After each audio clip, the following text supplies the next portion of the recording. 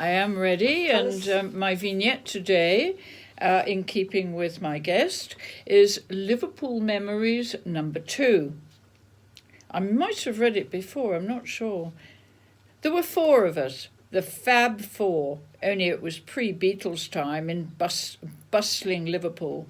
My best friend throughout my childhood and teens was Maureen Lyons, who was with me in Belvedere GPDST, School for Young Ladies in Prince's Park. We did everything together after school and both lived in Chaldwell.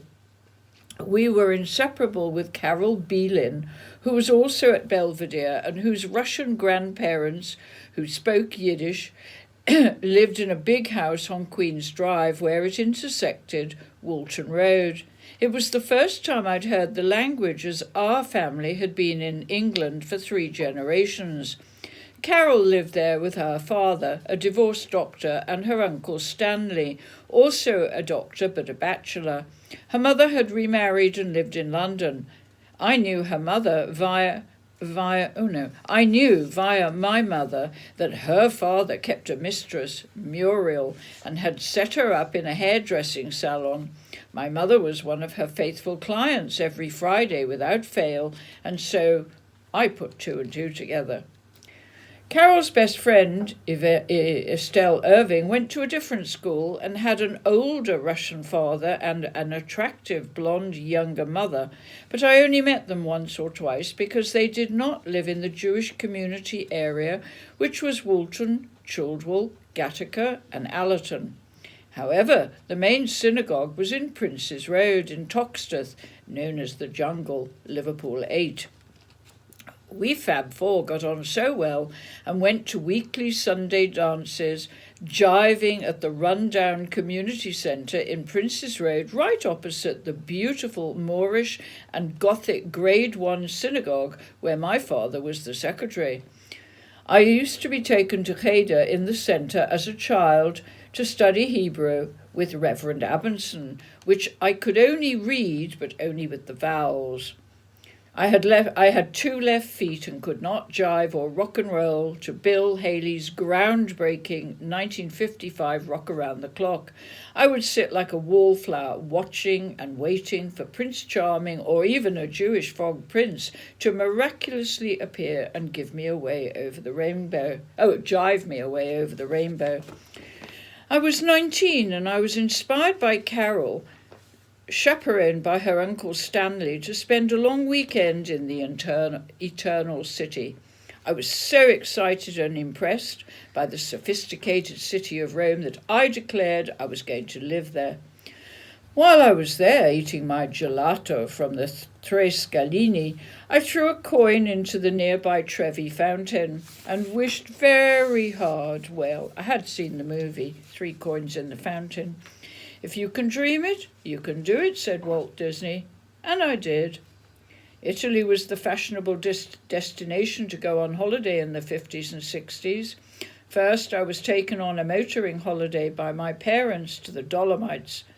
Another year, Riccione and Rimini, then Jesolo near Venice, and a year later to Alassio and San Remo. I was either car sick or had an upset tummy. Italy influenced my teens tremendously. One year, we Fab Four, aged 15, were allowed to go to Italy by ourselves. Our parents agreed to sending us on a trial run to Finale Liguri by the sea, probably a package deal for a week. I recall posing for a photo where I was wearing a black sleeveless top with an orange border, outlining the modest scoop neckline and sporting an orange nautical wheel in the centre. This time I enjoyed the delicious choice of pasta and salads, so different from the conventional cooking my mother made, and this time no upset tummy. My mother's dishes were different every day, but on a 7-day repeat rota. Baked salmon in foil on Friday when the candles were lit and the brochas, that's blessings, chanted by my father. My non-religious mother was always present, but silent, watching and waiting for the wine or bread blessings to be over so that we could start to eat in the front room, the only evening it was ever inhabited. Roast chicken on Sunday with homemade bread sauce, crisp small roast potatoes and garden peas, half a segmented grapefruit to start with, sugar on top, and served with a special serrated spoon. My mother had a handwritten book of recipes for meatballs in tomato sauce, chopped liver, chopped egg and onion, and and other traditional Jewish Ashkenazi dishes. She made the best omelette ever in a small non-Teflon pan, only kept for making them. Delicious. One day, Maureen phoned me in tears to say that her father, who was also a doctor, was dead.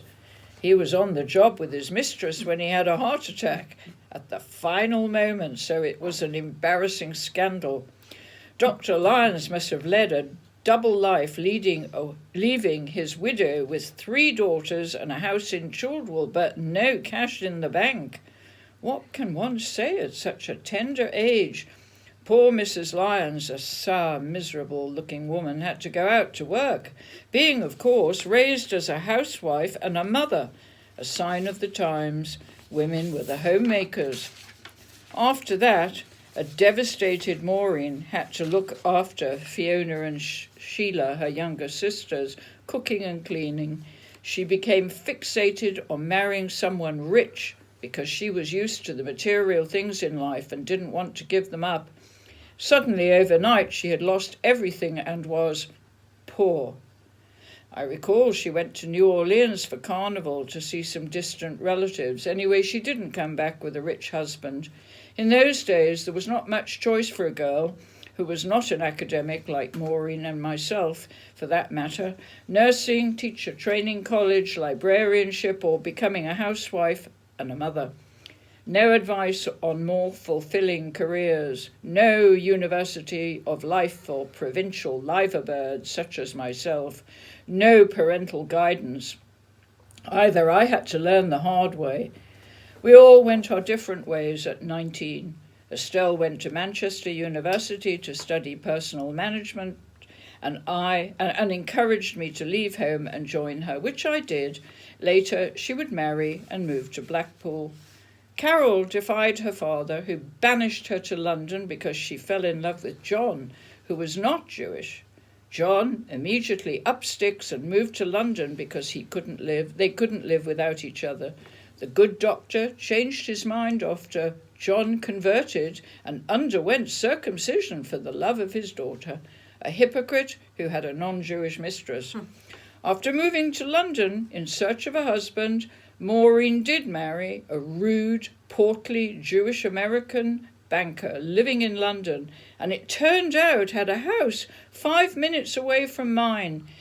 In London, W11, we were to cross paths 20 years later by chance, but my ex-best friend is a story for another time.